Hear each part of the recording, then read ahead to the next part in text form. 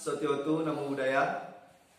Di sini saya dari kelompok 1 ingin membahas tentang konsep dasar media pembelajaran.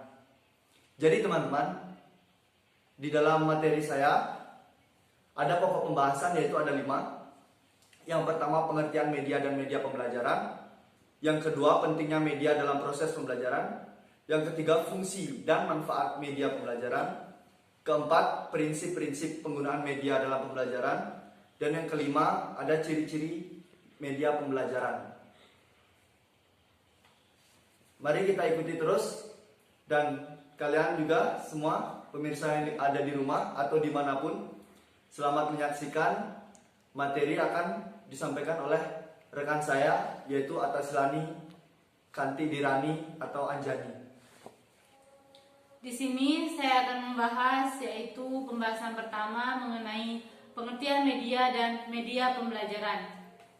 Di sini yang pertama yaitu kata media berasal dari bahasa Latin yaitu medius yang secara harfiah memiliki arti tengah, perantara atau pengantar. Akan tetapi pengertian media dalam kegiatan belajar mengajar diartikan sebagai alat grafis elektronik. Memberi batasan tentang media sebagai segala bentuk dan saluran yang digunakan untuk menyampaikan pesan atau informasi. Sedangkan di sini pengertian media pembelajaran menurut para ahli yaitu dalam buku Harjanto 2018 halaman 247 merumuskan media pembelajaran sebagai pengantar pesan dari beberapa sumber transmisi yang mungkin manusia atau objek terkait kepada penerima pesan, dalam hal ini pembelajaran. Dan di dalam buku Sadiman 2019 halaman 6 mendefinisikan media sebagai segala alat fisik yang dapat menyajikan pesan serta merangsang siswa untuk belajar. Baik, di sini saya akan menjelaskan pentingnya media dalam pembelajaran.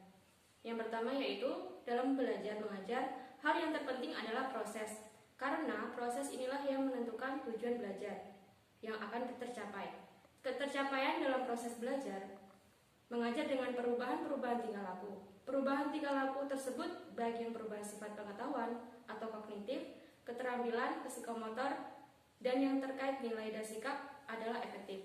Dalam proses belajar mengajar, ada banyak faktor yang mempengaruhi tercapainya tujuan pembelajaran seperti pendidik, peserta didik, tingkah laku, metode atau teknik, serta media pembelajaran. Pada kenyataannya, apa yang terjadi dalam pembelajaran? Yang terjadi adalah proses berjalan dan berlangsung tidak efektif. Banyak waktu atau tenaga dan biaya yang terbuang sia-sia. Sedangkan tujuan belajar tidak dapat mencapai kebisingan yang terjadi dalam komunikasi antara mengajar dan pelajar. Baiklah, di sini saya akan menjelaskan tentang fungsi dan manfaat media pembelajaran. Memberikan pengalaman langsung kepada siswa bukan suatu yang mudah, sebab bukan hanya menyangkut segi perencanaan dan waktu saja yang dapat menjadi kendala. Akan tetapi, memang ada sejumlah pengalaman yang sangat tidak mungkin dipelajari secara langsung oleh siswa. Oleh karena itu, peran media pembelajaran sangat diperlukan dalam suatu kegiatan belajar mengajar. Secara khusus, media pembelajaran bermanfaat untuk 1. Menangkap suatu objek atau peristiwa-peristiwa tertentu, peristiwa-peristiwa penting yang langka dapat diabadikan dengan foto, film, atau direkam melalui video dan audio. Yang kedua, memanipulasi keadaan, peristiwa, atau objek tertentu. Melalui media pembelajaran, guru dapat menyajikan bahan pelajaran yang bersifat abstrak menjadi konkret sehingga mudah dipahami dan dapat menghilangkan verbalisme. Yang ketiga, menambah gairah dan motivasi belajar siswa. Penggunaan media dapat menambah motivasi belajar siswa sehingga perhatian siswa terhadap materi pembelajaran dapat lebih meningkat. Selain itu, media pembelajaran memiliki beberapa fungsi, yaitu yang pertama fungsi komunikatif, yang dimana media pembelajaran digunakan untuk memudahkan komunikasi antara penyampaian pesan dan penerima pesan. Yang kedua yaitu fungsi motivasi, yang dimana dapat dibayangkan pembelajaran yang hanya mengandalkan suara melalui ceramah tanpa melibatkan siswa secara optimal seperti yang digambarkan pada pola terpisah.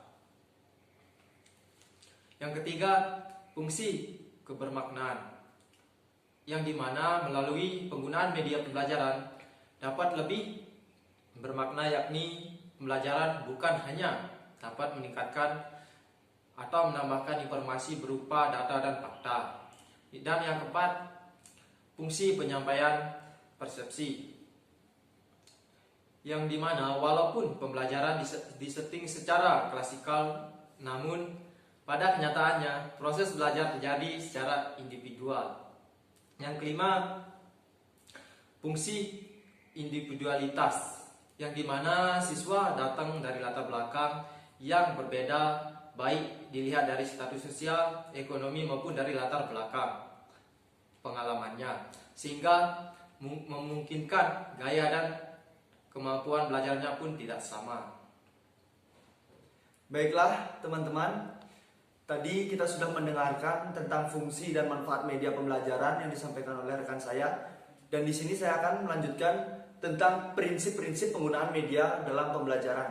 Nah, prinsip yang harus diperhatikan dalam menggunakan media pembelajaran antara lain yaitu yang pertama, kalian harus mengetahui media yang digunakan itu harus mampu untuk mempermudah siswa atau peserta didik dalam proses belajar mengajar.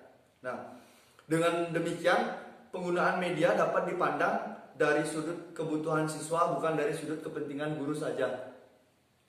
Lalu yang kedua, ada media yang digunakan guru harus sesuai dan terarah untuk mencapai ke tujuan pembelajarannya.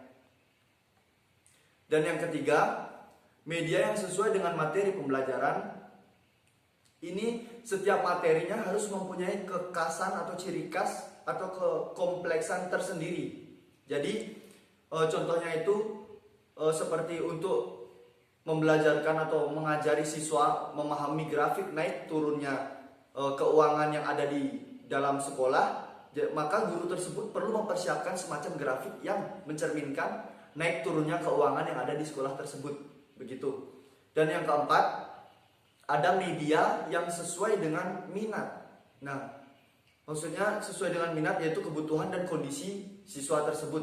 Nah, siswa yang memiliki kemampuan kurang baik, maka akan sulit untuk menangkap materi pelajaran yang disampaikan oleh pendidik tentunya. Lalu media yang digunakan dalam poin ini adalah sesuai kebutuhan siswa, sebagaimana guru dapat memfasilitasi siswa agar semua siswa tidak ketinggalan dalam proses memahami suatu materi yang telah disampaikan oleh guru tersebut. Dan yang kelima ada media yang digunakan harus memperhatikan efektivitas dan juga efisiensinya. Nah, media yang memerlukan peralatan yang mahal belum tentu efektif untuk mencapai suatu tujuan dalam pembelajaran tentunya kan. Di sini juga demikian, setiap media yang dirancang guru juga perlu memperhatikan efektivitasnya dalam pengaplikasiannya atau penggunaannya. Lalu yang keenam, media yang digunakan juga harus sesuai dengan kemampuan guru tersebut.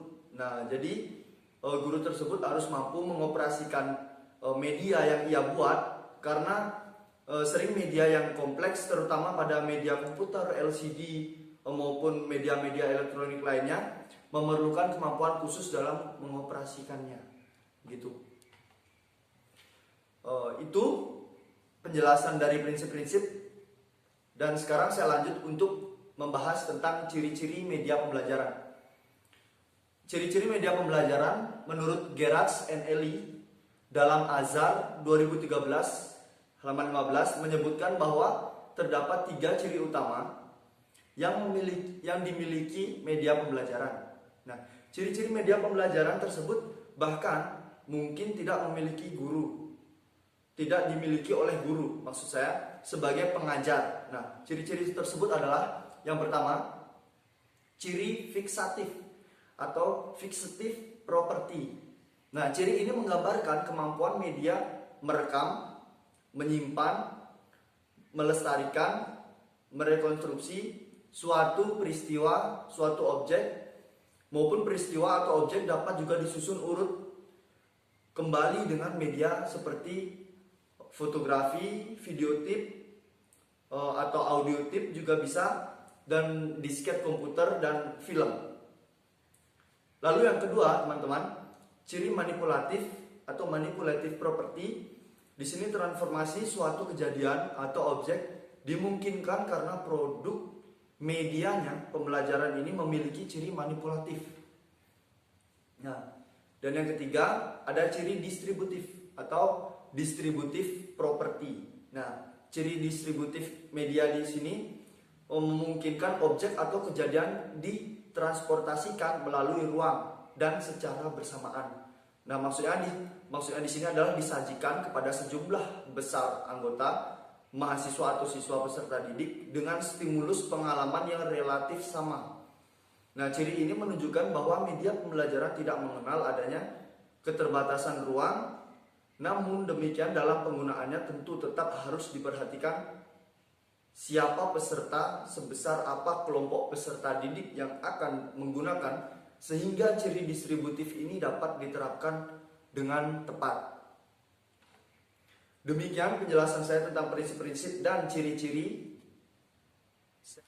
Jadi dari apa yang kami sampaikan di sini, kami dapat menyimpulkan bahwa media pembelajaran adalah segala sesuatu yang dapat digunakan untuk menyalurkan pesan dari pengirim kepada penerima, untuk menyampaikan materi yang diajarkan, serta sarana komunikasi dari guru kepada siswa, sehingga dapat merangsang pikiran, perasaan, perhatian, minat yang menjurus ke arah terjadinya proses pembelajaran dengan tujuan untuk mencapai tujuan pembelajaran.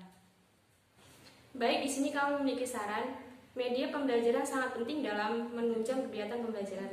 Jika tidak menggunakan media dalam proses pembelajaran, maka tentu kegiatan belajar akan terhambat dan juga menjadikan proses belajar mengajar menjadi kurang menarik